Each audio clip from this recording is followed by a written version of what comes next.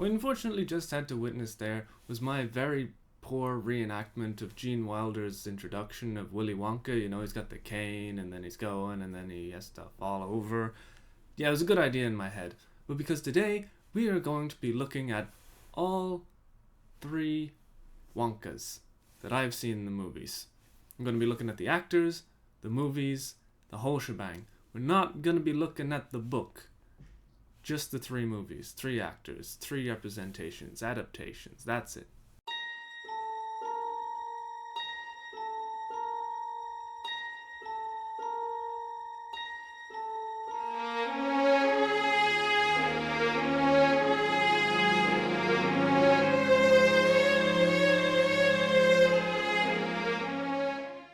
Our first Wonka to take the stage back in 1971 was Gene Wilder in Willy Wonka and the Chocolate Factory, known for other comedic movies such as See No Evil, Hear No Evil and Young Frankenstein.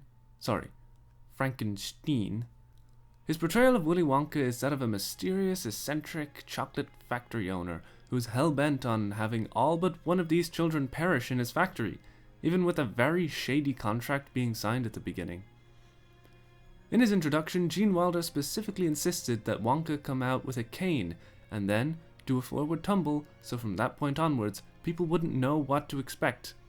And no truer statement has ever been spoken, because after allowing a child to almost drown in chocolate, he takes the families down this nightmare fuel tunnel. I will never understand the need for this scene, but hey, it is what it is. Overall, this Wonka seems like the most malicious and angry iteration of this character. You lose! Good day, sir! Because it seems that Wonka is just sick of these children and wants them to be gone, except at the end of the movie, where Charlie gives him back his never-ending gobstopper, and then he once again does a full 180 on his personality because ha-ha, hoo-hoo, hee-hee, and never know what to expect from this wacky guy. They go up and out, and Charlie now owns the factory. Cut to credits.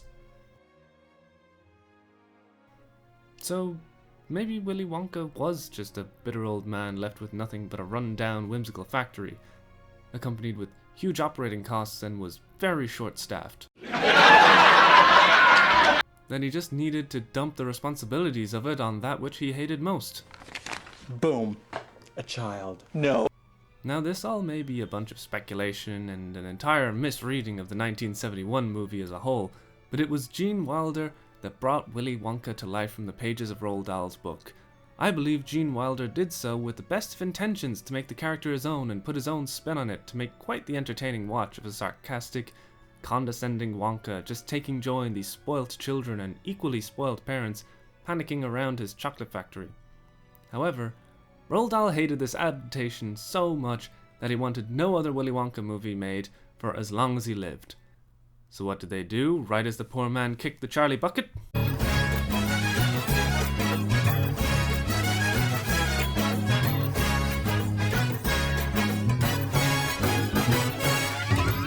Good morning, sunshine. The earth says hello. Johnny Depp takes the out-of-control reins this time, known for a whole bunch of stuff such as Captain Jack Sparrow and other roles including guest starring in Tusk. Let's not go there. Johnny Depp takes the weird aspects of Gene Wilder's performance, mixes it with the whimsy of a man-child, and goes real hard into the glassy-eyed, disconnected from reality side of Willy Wonka. This was the first iteration of the character I'd ever seen, and let me tell you, while Gene Wilder had the nightmare tunnel, Johnny Depp goes full uncanny valley with his Wonka. It feels less like a chocolate factory tour and more like Saw 5. Which can definitely be seen in the Epic Movies parody of the character, but I'm trying to remain within the fine lines of ad suitability, so once again, let's dodge around that thing's existence. But one thing that we get in this movie that we hadn't previously is delving into Willy Wonka's backstory. His dentist father forbade him from eating chocolate, which turned him into a rebel and gave him unfathomable amounts of daddy issues in the process. Dad? Papa? This Wonka is given a redemption story, as instead of cutting to credits when handing the factory to Charlie, We give him time to make amends with his father, and he realizes the importance of family. Aww. Now please give me some unsea juice from the rest of the movie, and we can call it a day. At least there was no nightmare fuel tunnel this time around. So with both Gene Wilder's and Johnny Depp's take on the character of Willy Wonka, we've got ourselves an eccentric businessman looking to call it quits with his chocolate factory, while just wanting to punt every spoilt child he communicates with during the tour. But you can still see where roots of an aspiring businessman who once did want to create a happy place of wonder and chocolate. It's those roots that are explored even further in our next and final entry.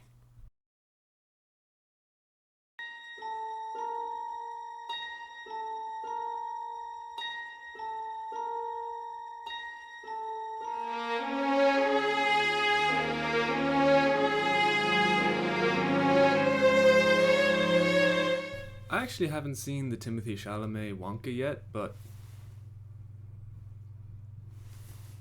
I've got time.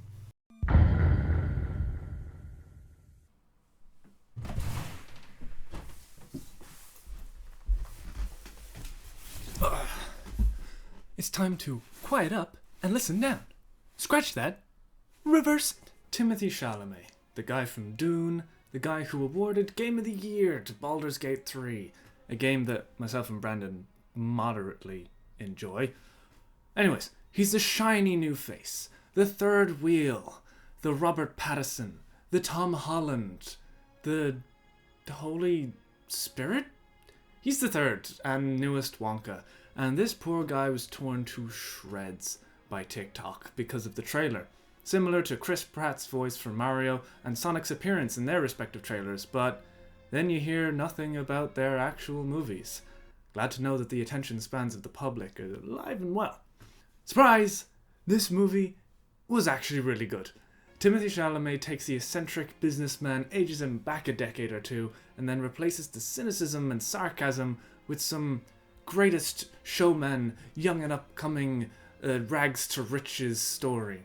Hand-waving, arbitrary alliteration, and guerrilla warfare tactics to sell his chocolates in a town where a chocolate cartel holds a monopoly on all chocolate being sold.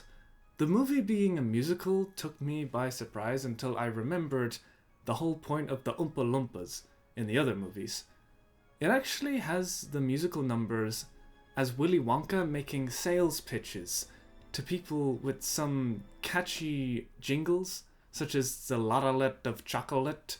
Throughout the movie, you can definitely see the disconnect from reality and quirky habits of Willy Wonka, such as walking down the steps then back up a few for no reason. This movie serves as a prequel to Gene Wilder's Willy Wonka, rather than Johnny Depp's, as I think we'll just leave that as a bad dream, as with the epic movie proves to us. It actually is quite sad to see the Wonka start off with a hat full of dreams and then being taken advantage of by the strangers that he trusts, literally losing all of his money to generosity in the first 5 minutes of the movie. And also, Willy can't read because he spent so much time studying chocolate, which is why none of his ingredients in the movie are actually labeled. He just knows what they are. It's actually the antagonists in the movie where we see how the more corrupt factory took shape from this stars in his eyes chocolatier. The long contract with the abundance of small print, underpaid workers singing in order to make the workday not seem so bad. Even the drowning children in chocolate comes from the antagonists of the movies. It turns the Willy Wonka story into the tragedy we all knew it was, but ignored because of the supposed whimsical magic and the factory and how it was supposed to be for kids. In my opinion, the Wonka movie is a masterpiece of a prequel. It hits all the right beats. You can see where it goes from A to B, where Willy's downfall ends up coming to fruition. But most of all, it's just fun and can be watched on its own. But anyways, I've been Sean. This has been all 3 Willy Wonkas. From the wild to the weird to Wonka. Happy Christmas.